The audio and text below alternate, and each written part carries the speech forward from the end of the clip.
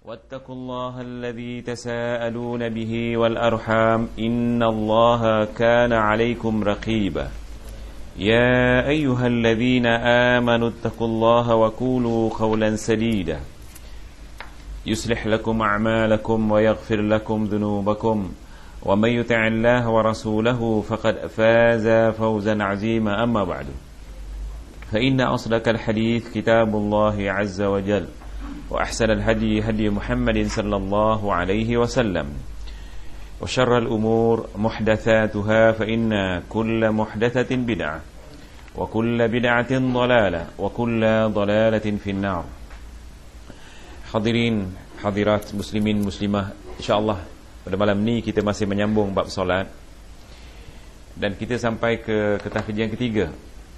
Tapi sebahagian belum ada ketah kerja itu insyaAllah, ataupun tidak dibawa. Kita ulang sebentar. Tempoh hari kita mempelajari bagaimana kita kalau ingin mendirikan solat, pertama menyempurnakan wudu, kedua menghadap kiblat, dan termasuk kaki. Sebab ramai masih macam ni kaki menghadap kiblat. Masih ingat lagi ya? Kaki menghadap kiblat, ujung-ujung kaki semua menghadap kiblat. Kemudian bila takbir, ini mungkin kena tutup supaya tak bergaung. Bila takbir, pastikan tapak tangan menghadap kiblat. Pastikan tapak tangan menghadap kiblat, bukan begini atau begini. Dan jangan di bawah bahu, jangan di atas telinga. Kerana dalam hadis hazwul mankibaihi, dia setentang dengan bahunya, ataupun hazwul uzunain, dia setentang dengan telinganya. Jadi lebih baik di pertengahan. Jangan terlalu tinggi, jangan terlalu bawah. Ini dalam hadis. Kemudian bila berdagap, dalam hadis yang kita bincang itu tadi, alas sadr, di atas dada, alas sadr. Dan cara berdagapnya ada 3. Tapak tangan di punggung tangan seperti ini. Kemudian tangan yang kedua setelah takbir kita cengkam di sini, yang kedua. Dan yang ketiga, kita takbir, kita letak di sini, di lengan. Ini semua hadis-hadisnya Bukhari tidak bincang tempoh hari, Bukhari dan Ahmad dan Muslim. Kemudian cara takbir ada beberapa cara. Sama ada kita letak dulu Allahu Akbar, cara pertama. Cara kedua seiring Allahu Akbar. Cara ketiga kita letak dulu, baru Allahu Akbar. Ataupun saya ulang lagi sekali, cara yang kita ajar tempoh hari, pertama sekali Allahu Akbar, baru kita bergerak. Cara kedua seiring Allahu Akbar. Dan cara ketiga kita letak dulu Allahu Akbar. Dan bila solat, mata melihat ke mana? Ke tempat sujud. Hadisnya sudah kita bincang, jangan tengok sana, jangan tengok sini.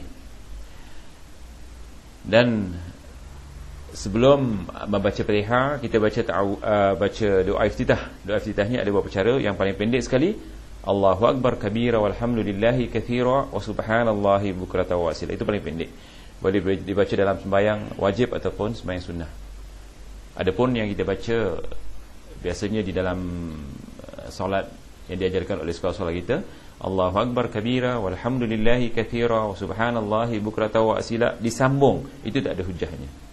Disambung dengan wajjahtu wajhiya lilladzi fataras samawati wal arda, itu tidak ada hujahnya. Kalau mau yang panjang, kita terus Allahu Akbar, kita baca wajjahtu wajhiya lilladzi fataras samawati sampai hujungnya wa atubu ilaik. Ya, sampai hujungnya wa atubu ilaik. Jadi ada 15-16 cara doa iftitah, tapi saya muatkan di sini 3. Yang pendek lagi kita baca Allahumma ba'id baini wa baina khataaya kama ba'adna bainal masyriq wal maghrib sampai habis. Jadi ada 3 cara. Tapi yang paling pendek adalah Allahu Akbar kabira walhamdulillahi katsira wa subhanallahi bukrata wa asila. Jangan tak baca doa iftitah. Kerana Rasulullah SAW tidak pernah meninggalkan doa iftitah, sama ada dalam sembahyang wajib atau sembahyang sunnah. Setelah baca iftitah, kita baca ta'awuz. Ta'awuz ada 3. Yang paling banyak dibaca sebagaimana diriwayatkan oleh Imam Syafi'i rahimahullah dalam A'udzubillahi minasyaitonirrajim, bismillahirrahmanirrahim.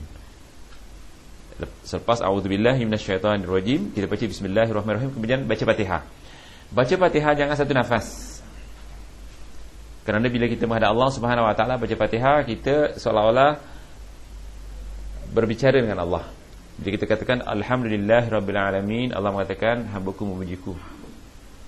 Dan sampai habis kita baca satu huruf, satu ayat. Alhamdulillahirabbil alamin, kita berhenti. Ar-Rahmanir-Rahim, kita berhenti. Maliki Yaumiddin, kita berhenti. Kita berhenti. Jangan kita teruskan. Kemudian setelah kita membaca tentang Fatihah tempoh hari, kita ada bincang juga bagaimana kalau imam baca Fatihah, apakah kita membaca Fatihah di belakang setelah imam baca Fatihah? Iya. Yang paling sahih tidak membaca. Yang paling sahih tidak baca. Tapi kalau sembahyang seorang munfarid, kita kena baca? Kena. Tetapi kalau sembahyang dengan imam, semasa imam membaca apapun ayat Quran, kita tidak boleh membaca di belakangnya. Kerana perintah Allah Subhanahu wa taala, wa idza quri'al Qur'anu fastami'u lahu wa ansitu la'allakum turhamun. Apabila Quran dibaca, hendaklah kamu diam. Ya. Iya, bagus tanya pertanyaan ni. Kalau diberi waktu kita membaca, kita kena bacalah. Tetapi bila kita membaca, tiba-tiba sampai katakan separuh, imam pun membaca, kita kena berhenti. Misalnya kita baca alhamdulillahirabbil alamin, arrahmanirrahim, maliki yaumiddin, iyyaka na'budu wa iyyaka nasta'in, imam pun mula membaca, kita berhenti. Jangan teruskan. Kita berhenti, jangan kita teruskan. Tapi kadang-kadang imam, saat kita dah habis baca Fatihah pun masih tunggu lagi. Kalau imam masih menunggu lagi, kita tunggulah imam. Ya, tapi kalau imam tidak beri ruang, kita jangan baca. Sebenarnya kalau ikut sunnah, kalau kita jadi imam, lepas baca waladdallin amin, kita cuma berhenti tarik nafas saja. Tapi imam-imam di sini saya tak tahu kenapa diberi kita ruang untuk baca di belakang. Ini cara saya tidak tahu dari mana dalilnya. Tapi kalau kita di sini jadi imam, kita tak perlulah tunggu di belakang baca. Kita tarik nafas, lepas tarik nafas sambung dengan surah. Kemudian membaca amin kalau boleh seiring dengan imam. Kalau muslimin kena jahrah di waktu dengar imam baca waladdallin, kita ramai-ramai baca amin. Tetapi bagi muslimah tidak boleh menjahrahkannya. Muslimah boleh menguatkan suara amin, boleh? Tidak boleh kalau muslimah. Yang boleh laki-laki sahaja. Kemudian kita sampai tempoh hari, ya, sampai waladdallin amin. Kemudian kita sambung di bahagian ketiga. Siapa ada kata kerjanya yang ketiga? Cuba lihat muka surat 2. Qala Rasulullah sallallahu alaihi wasallam, "Shall salatan mawadda' ka'annaka tara, fa in kunta la tara, fa innahu yarak." Rasulullah SAW bersabda, seolah-olah kamu seperti merasakan hendak meninggal. Salat seolah-olah kita nak meninggal. Sebab kalau nak meninggal tu yakin. Sebagaimana Quran mengatakan, wadhkur rabbaka hatta ya'tiyakal yakin. Ingatlah Tuhan kamu sampai kamu yakin. Yakin di sini mati. Sebab bila orang mati mesti yakin. Jadi seolah-olah kita nak mati. Orang nak mati takut. Biasanya cuba tanya orang yang nak dipenggal kepalanya, ataupun orang yang nak digantung macam Saddam tempoh hari, pada masa itu dia yakin pasal dia nak mati. Tapi orang kalau lambat lagi mati, dia leka. Kalau kita dah diberitahu oleh doktor umur kita 2-3 hari aja, kita yakin pada masa itu. Jadi kita rasakan bila kita sembahyang seolah-olah sekejap lagi kita mati. Kita yakin. Kita akan takut kepada Allah Subhanahu wa taala. Sebab bila mengingati mati, biasanya takut kepada Allah. Sehingga Rasulullah SAW mengatakan, kuntu nahaitukum an ziyaratil qubri fal'ana zuruha.